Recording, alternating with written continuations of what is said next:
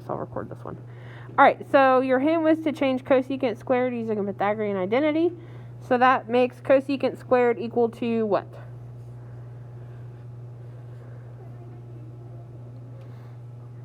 One plus cotangent squared theta.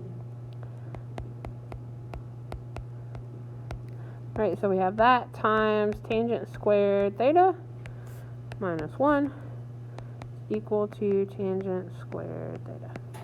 So I would then distribute that through.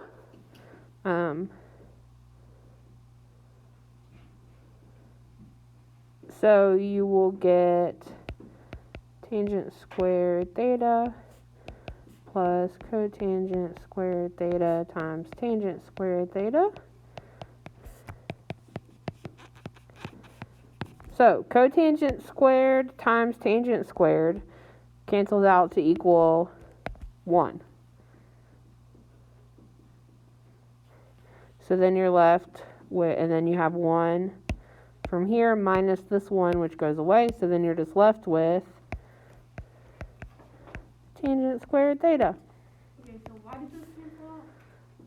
Well, all right. So technically, because you can take cotangent and change it to 1 over tangent, right? And so, like, since they're reciprocals of each other, you can just immediately, like, cancel it out. But then it's technically times tangent squared. Okay. So then that, it cancels that way. I have a question now. Yes. Since you started out with cosecant squared theta, how did you get 1 plus cotangent squared? Looking at your Pythagorean identities, cosecant squared is equal to 1 plus cotangent squared. It's not pretty. It says cosecant squared theta minus cotangent squared theta equals 1. All right, look underneath it.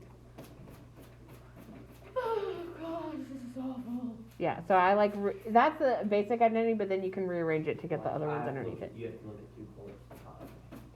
See, okay, that makes more sense. Because I Yeah. missed when you first started doing it.